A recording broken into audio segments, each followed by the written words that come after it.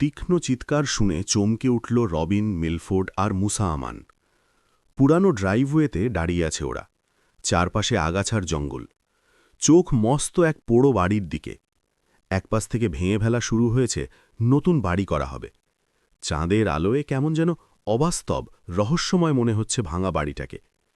রবিনের কাজ ঝোলানো একটা পোর্টেবল টেপ রেকর্ডার চালু করে দিয়ে পরিবেশ আর দৃশ্যাবলীর বিস্তারিত ব্যাখ্যা করছে জোরে জোরে, টেপ করে নিচ্ছে। চিৎকার শুনে চুপ হয়ে গেল ক্ষণিকের জন্যে। মুসার দিকে ফিরে বলল, লোকে বলে ভুতুড়ে বাড়ি, ভূতের চিৎকার না তো? যেন তার কথার জবাব দিতেই আবার শোনা গেল টানা চিৎকার, ইয়া! মানুষ না, যেন কোনো জানোয়ারের কণ্ঠ। ঘাড়ের রোম খাড়া হয়ে গেল ছেলে দুটোর। ভূতি! ঢোক গিলল মুসা। চাপা কণ্ঠে বলল, চলো পালাই। দাঁড়াও, ঘুরে দৌড় দেওয়ার ইচ্ছেটা রোধ করল রবিন। দ্বিধা করছে মুসা, তার দিকে চেয়ে বলল, দেখি আর কোনো শব্দ হয় কিনা, রেকর্ড করে নেব। কিশোর হলে তাই করত। গোয়েন্দা প্রধান কিশোর পাশা আসেনি ওদের সঙ্গে। কিন্তু থেমে গেল মুসা। ভলিউম কন্ট্রোল ঠিক করে মাইক্রোফোন বাড়ির দিকে বাড়িয়ে ধরেছে রবিন, যদি আর কোনো আওয়াজ হয়। হলো আবার সেই আগের মতোই টানা চিৎকার, ইয়া! আর না, চলো ভাগি। ঘুরে ছুটতে শুরু করল মুসা। একা দাঁড়িয়ে থাকার সাহস হল না রবিনেরও। মুসার পিছু নিল সেও পার্ক করে রাখা সাইকেলের দিকে।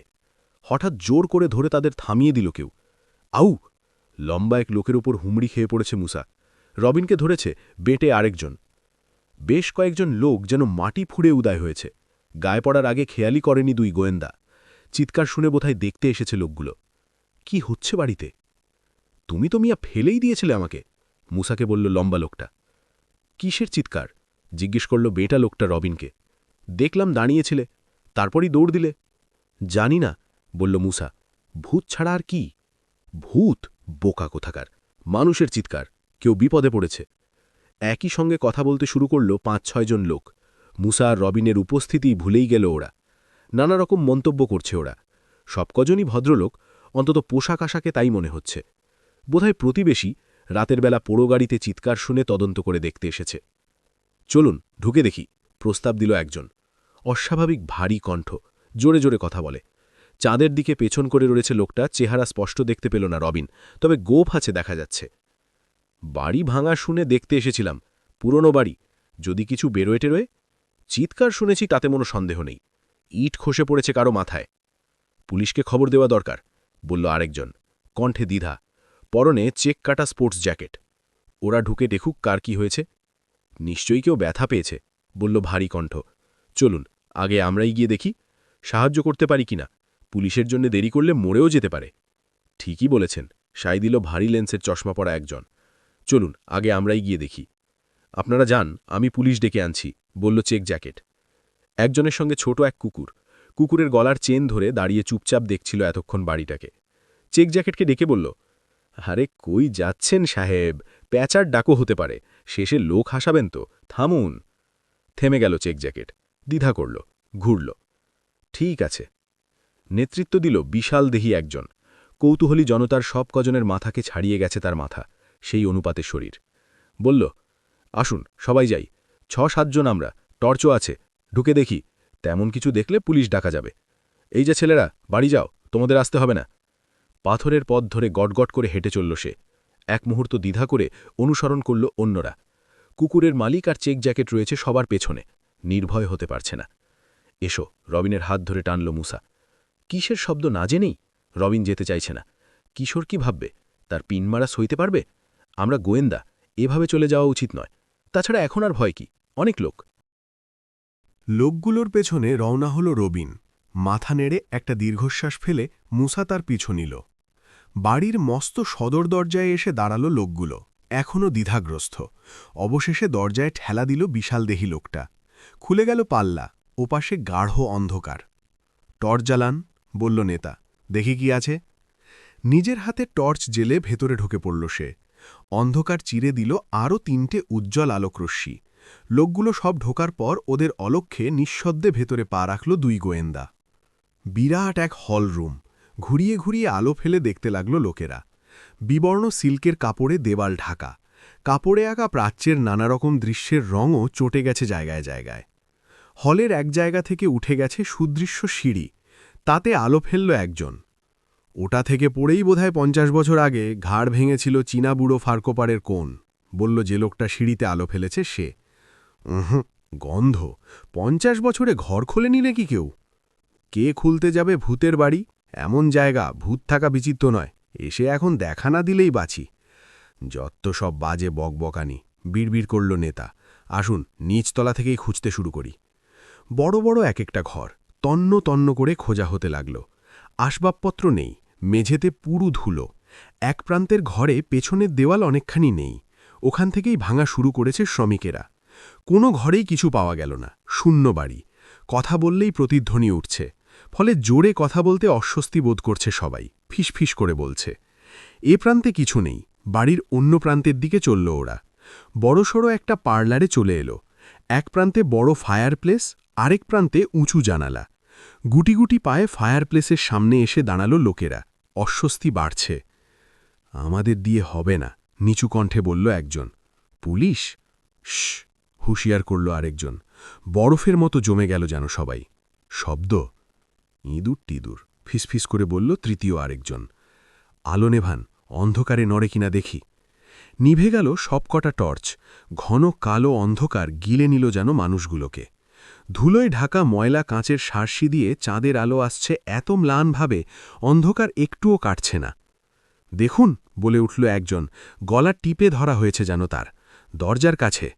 সবাই একসঙ্গে ঘুরল, তারা দেখল যে দরজা দিয়ে ওরা ঢুকেছে ওটার পাশেই দাঁড়িয়ে আছে এক সবুজ মূর্তি। শরীর থেকে আবছা দুতি বেরোচ্ছে, কেঁপে উঠছে মাঝে মাঝে। রবিনের মনে হল দুঃস্বপ্ন দেখছে সে। ওটা কি? লম্বা একজন মানুষই তো নাকি? গায়ে সবুজ ঢোলা আলখালা? ভূত! শোনা গেল দুর্বল কণ্ঠে চিৎকার। বুড়ো ফার্কোপারের কোন? আলো! চেঁচিয়ে আদেশ দিল বিশাল দেহি লোকটা। টর্চ জ্বালান। আলো জ্বালার আগেই নড়তে শুরু করল সবুজ মূর্তিটা। দেওয়ালের ধার ধরে যেন বাতাসে ভেসে চলল, বেরিয়ে গেল খোলা দরজা গিয়ে। তিনকে আলোর রশ্মি ছুটে গেল মূর্তিটার দিকে, চোখের পলকে নেই হয়ে গেল ওটা। আমি মরে গেছি, দোজখে আছি এখন, রবিনের কানে কানে বলল মুসা। ওটা দোজখের দারোয়ান। গাড়ির আলো হতে পারে, নিস্তেজ কণ্ঠে বলল একজন। জানালা দিয়ে এসেছে, চলুন তো ওপাশের ঘরে গিয়ে দেখি। দল বেঁধে এসে ঢুকল সবাই পাশের বড় ঘরে, আরেকটা হলরুম। আলো ঘুরিয়ে দেখল, কিচ্ছু নেই। আলো নেভানোর পরামর্শ দিল একজন, তাহলে ভূতটা আবার আসতে পারে। অন্ধকারে অপেক্ষা করে আছে ওরা। চাপা গো গো করছে ছোট্ট কুকুরটা। এইবার মুসা দেখল সবার আগে, এদিক ওদিক তাকাচ্ছে সবাই। মুসাও তাকাচ্ছে, হঠাৎ চোখ পড়ল সিঁড়ির দিকে। ওই যে আল্লারে খাইছে, চিঁচিয়ে উঠল মুসা। সিঁড়িতে! সবাই দেখল সিঁড়ির ধাপগুলোর ওপর দিয়ে যেন বাতাসে ভেসে উঠে গেল মূর্তিটা দোতলায়। ধরো, বলে উঠল বিশাল দেহি লোকটা। বোকা বানাচ্ছে আমাদের, ধরো ব্যাটাকে। দুবদাপ করে উঠতে শুরু করল সবাই। দোতলায় কেউ নেই, সবুজ মূর্তি গায়েব। একটা বুদ্ধি এসছে মাথায়, কিশোরের ভঙ্গি নকল করে বলল রবিন। ঘুরে একজন আলো ফেলল তার মুখে। সবাই ফিরে তাকালো। এক কাজ করতে পারি, যেরকম ধুলো নিশ্চয়ই পায়ের ছাপ ফেলেছে, ওই ছাপ অনুসরণ করে ধরে ফেলতে পারবো ব্যাটাকে। আমরা এখনো ওদিকে যাইনি, ছাপ পড়লে শুধু ওটারই পড়বে। ঠিক বলেছে ছেলেটা, সাই দিল কুকুরের মালিক। আলো ফেলুন, আলো ফেলে দেখুন। প্রচুর ধুলো আছে, কিন্তু তাতে পায়ের ছাপ নেই, অথচ ওদিকেই গেছে মূর্তিটা, স্পষ্ট দেখেছে সবাই। নেই, বলল কুকুরের মালিক। অদ্ভুত কাণ্ড, কি দেখলাম তাহলে? কেউ জবাব দিল না, সবাই ভাবছে। প্রত্যেকে যেন পড়তে পারছে প্রত্যেকের মনের কথা। আবার আলো নিভিয়ে দেখা যাক তো, বলল আগেরবার যে পরামর্শ দিয়েছিল সে। চলুন কাটি এখান থেকে, বলল আরেকজন, কিন্তু তার কথা ঢাকা পড়ে গেল অন্যদের সমর্থনে। হ্যাঁ হ্যাঁ, আলো নিভিয়ে দেখা যাক। ভয় পাচ্ছে ঠিক, কিন্তু সেটা দেখাতে চাইছে না অনেকেই। আলো নিভে গেল। সিঁড়ির মাথায় দাঁড়িয়ে অপেক্ষা করছে সবাই। নিচে হলের দিকে চেয়ে আছে রবিন আর মুসা। এই সময় বলে উঠল কেউ, ওই ওই যে বায়ে! একটা দরজার পাশে দাঁড়িয়ে আছে, মানুষেরই আকার, সবুজ, স্পষ্ট হয়েছে আরও। মনে হচ্ছে যেন বুড়ো ফার্কোপারি সবুজ আলখাল্লা পরে দাঁড়িয়ে আছে। ভয় পাবেন না, ফিসফিস করে বলল কেউ। দেখি কি করে। নীরবে অপেক্ষা করে রইল দর্শকরা। নড়তে শুরু করল মূর্তিটা। হলের দেয়ালের ধার ঘেঁষে আস্তে আস্তে ভেসে গেল এক প্রান্ত থেকে আরেক প্রান্তে। কোণের কাছে গিয়ে হঠাৎ অদৃশ্য হয়ে গেল। চলুন দেখি কোথায় গেল, বিড়বিড় করল এক দর্শক। পালানোর তো চেষ্টা করে না। এবার ছাপ দেখা যাক, বলে উঠল রবিন। ওই দেয়ালের কাছে কেউ যায়নি, দেখি পায়ের ছাপ আছে কিনা। সঙ্গে সঙ্গে জ্বলে উঠল দুটো টর্চ। দেয়ালের নিচের মেঝেতে ফেলল আলো। নেই, ভারী কণ্ঠে বলল। কিচ্ছু নেই ধুলোতে, কোনো দাগই নেই। ওটা যাই হোক বাতাসে ভেসে চলে, মাটিতে পা রাখে না। শেষ না দেখে ফিরছি না, দৃঢ়কণ্ঠে বলল বিশাল দেহী নেতা। আসুন আমার সঙ্গে। হলের কোণে চলে এলো সবাই। এখান থেকে অদৃশ্য হয়েছে মূর্তিটা। এক পাশে দরজা, তারপরে করিডর, শেষ মাথা গিয়ে মিশেছে আরেক ঘরের আরেকটা দরজার সঙ্গে। দুটো দরজাই খোলা। আলো ফেলে সন্দেহজনক কিছু দেখা গেল না। আলো নিভিয়ে দিয়ে আবার অপেক্ষায় রইল ওরা। খানিক পরেই একটা দরজায় দেখা দিল মূর্তি। দেয়াল ঘেঁষে এগিয়ে গেল হলের আরেক প্রান্তের দিকে। শেষ মাথায় গিয়ে থামল, তারপর ধীরে, অতি ধীরে আবঝা হতে হতে মিলিয়ে গেল। রবিনের মনে হল দেয়ালে মিশে গেল ওটা। এবারেও পায়ের ছাপ বা বালিতে কোনো রকম দাগ পাওয়া গেল না। পুলিশ ডাকতেই হল। দলবল নিয়ে নিজেই এসে হাজির হলেন লস অ্যাঞ্জেলিসের পুলিশ প্রধান ইয়ান ফ্লেচার। কিছুই পেলে না পুলিশও। আহত কোনো মানুষ কিংবা জানোয়ার, কিচ্ছু না। পোড় খাওয়া পুলিশ অফিসার ইয়ান ফ্লেচার কিছুতেই বিশ্বাস করতে পারলেন না ভূত দেখেছে লোকে। কিন্তু ৮ জন সুস্থ মস্তিষ্কের লোকের কথা উড়িয়ে দেন কিভাবে? যাই হোক, একজন পুলিশকে পাহারায় রেখে দলবল নিয়ে ফিরে গেলেন তিনি। গভীর রাতে তাকে ফোন করল এক গুদামের দারোয়ান। সবুজ একটা জ্বলন্ত মূর্তিকে দেখতে পেয়েছে সে। গুদামের দরজার কাছে নাড়াচাড়া করছিল। সে এগোতেই ধীরে ধীরে মিলিয়ে গেছে। সে রাতেই থানায় ফোন করল এক মহিলা। গভীর রাতে গোঙানির শব্দ শুনে ঘুম ভেঙে যায় তার। একটা রহস্যময় সবুজ জলজলে মূর্তিকে দেখেছে সে তার বাড়ির বারান্দায়। যেই আলো জ্বেলেছে মহিলা, সঙ্গে সঙ্গে মিলিয়ে গেছে মূর্তিটা। দুজন ট্রাক ড্রাইভার রিপোর্ট করল তাদের গাড়ির কাছে সবুজ জ্বলন্ত মূর্তি দেখেছে তারা। শেষ রিপোর্ট এলো পুলিশের একটা পেট্রোল কার থেকে। রেডিওতে খবর পাঠালো 2 অফিসার। রকি বিচের গ্রিন হিল গোরস্থানে একটা সবুজ মূর্তি দেখেছে ওরা। দ্রুত সেখানে এসে পৌঁছলেন ফ্লেচার। বিরাট লোহার গেট ঠেলে ঢুকলেন গোরস্থানে। সাদা লম্বা একটা স্তম্ভে হেলান দিয়ে দাঁড়িয়ে থাকতে দেখলেন একটা সবুজ মূর্তিকে।